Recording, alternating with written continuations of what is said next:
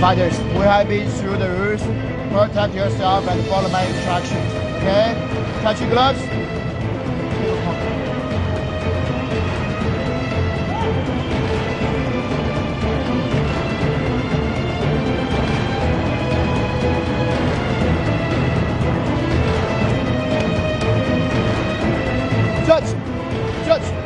Judge time.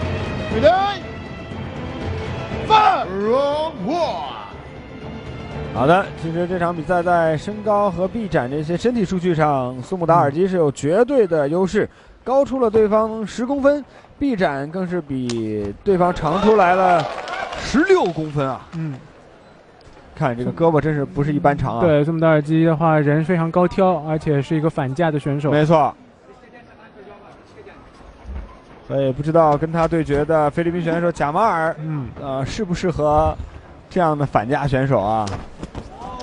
正蹬，一个后手拳，直接去抱腿，按住对手的头，想要抽出自己的腿。对，哇， 2下没有抽出，抵在笼边，抱双腿，有机会要摔倒。好的，苏姆达尔基还在推对手的脑袋。是的，这样看来，蓝方选手来自菲律宾的贾马尔的绝对力量还真是不小啊！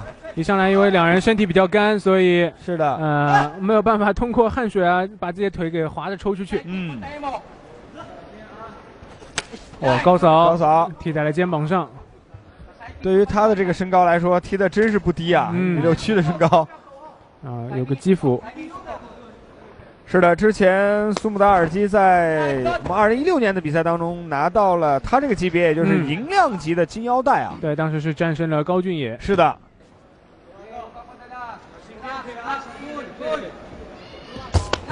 好的低扫，漂亮。好的后手拳。这场比赛一上来，蓝方选手贾马尔是一点不怵啊，面临自己身高臂长比自己强很多的选手啊，一点不怵。贾马尔也是看到对手这个比自己高很多之后，所以一上来选择抱摔战术，但没想到苏姆达尔基这边防摔，或者起身的这个速度很快。是的，就是苏姆达尔基的特点就是他虽然很高大，但是给人感觉不笨，非常的灵巧啊。后手又是要单腿摔，是的，被摁住了脑袋。这边击腹击背，这边是把对手的后脑摁住，然后来打对手。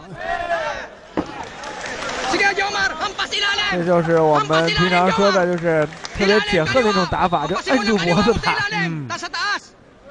但是比较奇怪的是，贾马尔也老是来用抱苏姆达尔基单腿的这种方式来扑拢，你看又是这样，这个防摔防的非常的写意啊。是的，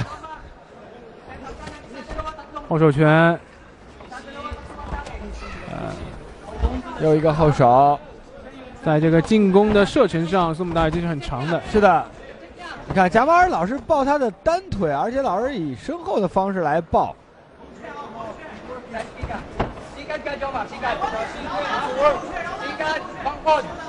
来看一下双方继续后手，哇，对手还了一个转身的边拳。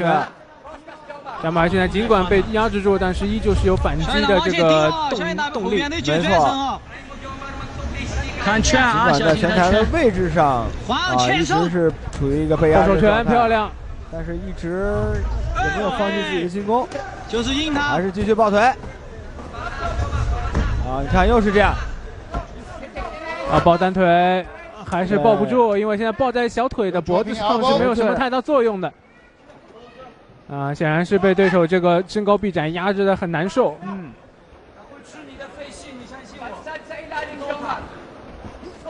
我想要给个飞膝，飞膝之后，这个贾马尔退得太往后了，然后自己的脑袋撞在了这个笼子上，对，撞在边柱上了。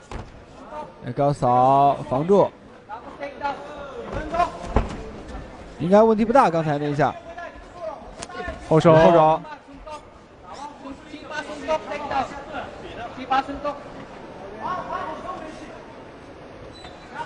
还是要前刺。哇，低扫漂亮，紧上2步啊，反身拳还是很危险，看他瞄的还是挺准的。是的，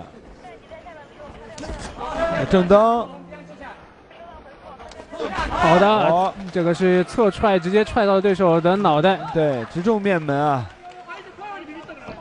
哇，这个是巴西战舞的踢法。是的，在卡波维勒当中，我们经常能看到啊，非常的好看，但其实不是太实用。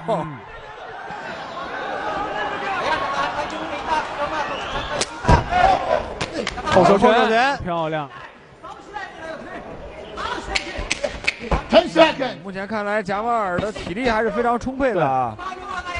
双方都是正值当打之年嘛。对，一个飞膝，又是要抱腿。好，第一回合比赛结束。在第一回合比赛当中，我们看到身高臂长的苏穆达尔基，其实在跟贾马尔的对战当中，并没有占到太大的便宜。在战力上的话，他打中对手的次数更多。贾马尔的话有多次抱摔，几乎除了第一次之外，都没有成功。所以在防摔上的话，贾马尔是抱摔上的话，贾马尔是基本上吃了很大的亏嘛。所以我们一起来期待一下双方第二回合的比赛。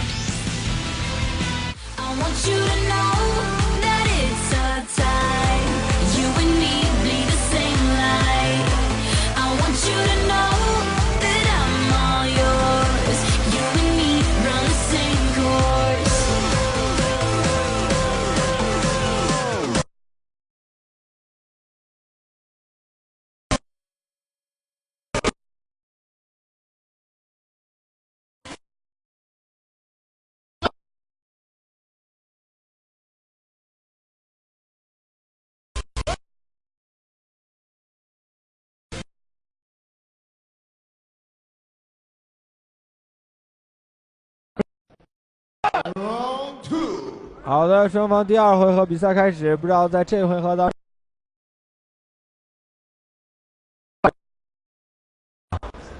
中，就是在站立没有尝到太多的甜。好，打身体，这边，哇，这一拳又是完全发力的击斧，直接把对手给打停了。没错。那恭喜苏穆达尔基这边非常第二回合在地面当中出了唯一的一拳，这就把对手给击倒。是的，在这儿也要恭喜一下苏穆达尔基获得了本场比赛的胜利。下面宣布比赛结果，比赛进行到第二局1分20秒，红方 TKO 对手，比赛结果红方胜。